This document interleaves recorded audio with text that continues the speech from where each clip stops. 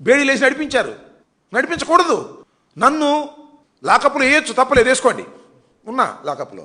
నన్ను కొట్టడానికి ప్రయత్నం చేశారు, నా కాళ్ళు చీల్చి హింసించడానికి ప్రయత్నం చేశారు. ఇది ఇమీడియట్గా ద డే నన్ను ఎప్పుడైతే కోర్టులో ప్రొడ్యూస్ చేశారో రాత్రి 8:30-9 గంటలకి గౌరవ మ్యాజిస్ట్రేట్ గారికి నేను ఈ విషయాలు చెప్పి రికార్డ్ చేయించడం జరిగింది. దాని మీద కూడా కస్టోడియల్ టార్చర్ మీద కూడా న్యాయ పోరాటం చేయబోతున్నాను. ఒక్కటొక్కటిగా మొన్న జరిగినటువంటి ఇన్సిడెంట్ ఉందే, 31వ తారీఖు రాత్రి జరిగినటువంటి ఇన్సిడెంట్, అది నాకు జరగవచ్చు, రేపు మరొకరికి జరగవచ్చు. అతి దారుణమైనటువంటి అంశం. ప్రజాస్వామ్యంలో అలా జరగకూడదు. ప్రజాస్వామ్యం ఏమైపోతుంది? పోలీసులు దొంగలు కలిసిపోతే ఏమైపోద్ది? పోలీసులు రౌడీలు కలిసిపోతే ఏమైపోతుంది? అదే జరిగింది. న్యాయస్థానాలు కూడా స్పందించకపోతే ప్రజాస్వామ్యం నాశనం అయిపోతుంది.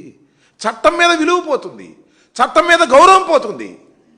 కాబట్టి చట్టం మీద గౌరవం పెంచే విధంగా, మాకెవ్వరి మీద వ్యక్తిగతంగా లేదు, చట్టం మీద గౌరవం పెంచే విధంగా న్యాయస్థానాల ద్వారా న్యాయ పోరాటం చేసి ఒక సరైనటువంటి విధానాన్ని ఈ రాష్ట్రంలో ఏర్పరచాలనే తాపత్రయంతోనే ఇవాళ మేమందరం